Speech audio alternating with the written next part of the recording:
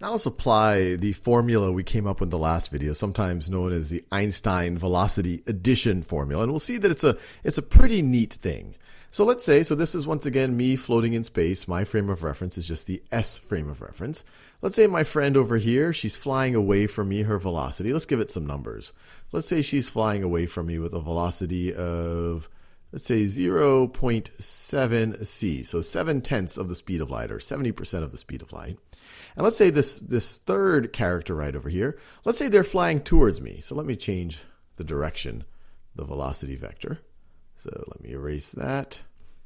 See, that doesn't look like a pure black, but I think you can, it looks fairly erased. So there you go. And let me give the velocity vector in the other direction. So the velocity vector, this character is flying towards me at, let's say, so u is going to be equal to, since flying towards me, x is decreasing with time. It's, let's say it's negative 0.5 c. So flying towards me at half the speed of light. And once again, both of these velocities are given in my frame of reference. Now, if we were in a Newtonian world, or if we use the Galilean transformations, and this relates to something on your highway, if I'm on a highway and if I'm going in one direction at 70 miles an hour and someone is coming towards me at 50 miles an hour, it'll look to me like they are coming towards me at 120 miles per hour. We would essentially add these two together.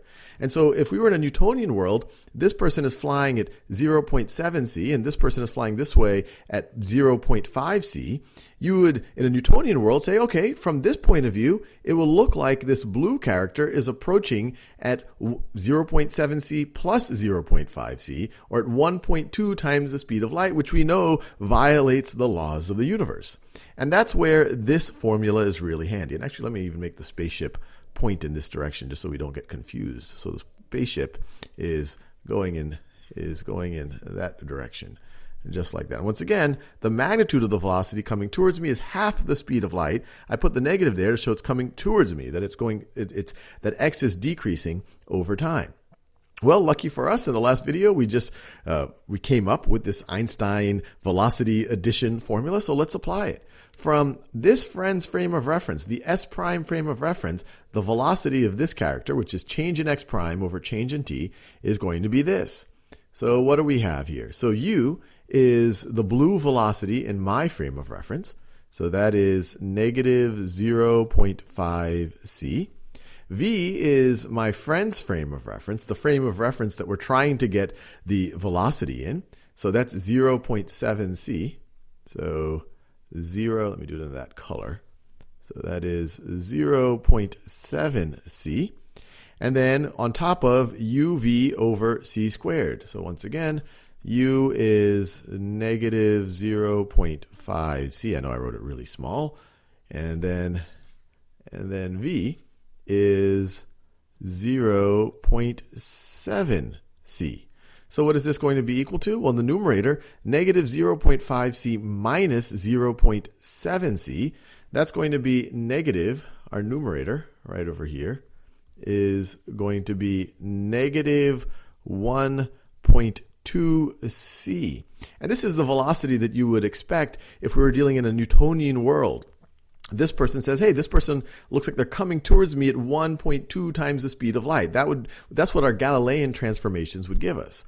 But luckily, we have all this business at the bottom that keeps us from violating the absoluteness of the velocity of light, this notion that nothing can travel faster than the speed of light. Because in our denominator, we're going to get 1 minus, let's see, 0.5 c times 0.7 c. Let's see, 0.5 times 0.7 is going to be 0.3. So 0.3, I could say 0.30 if I like, but I'll just write 0.3 c squared, and it'll be a negative. I have a negative times a positive. So I could put the negative there, but if I'm subtracting a negative, that's just going to be a positive, and I'm just going to divide by c squared. And so that cancels out.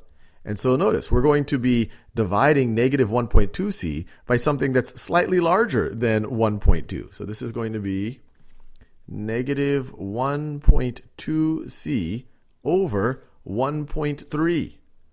1.3.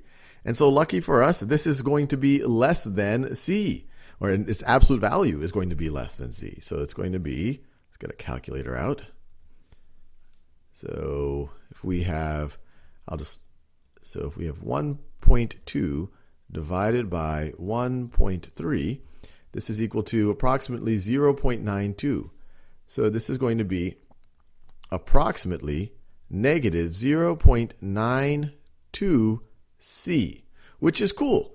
It kind of goes with our, let me write it over here. So this delta x prime over delta t prime is negative 0.92c. So it makes sense that from our friend's frame of reference, this ship will look like it's approaching her faster than it, from my frame of reference, it looks like it's approaching me. In my frame of reference, it looks like it's coming to me at half the speed of light. In her frame of reference, it looks like it's coming at 0.92 times the speed of light. The negative is just specifying the direction. But we didn't violate the fundamental postulate of special relativity, that nothing can go faster than the speed of light, and the speed of light is absolute. So this is pretty cool. I've often even thought about making a video game somehow where you leverage this, where things are flying in different relative velocities, but special relativity applies.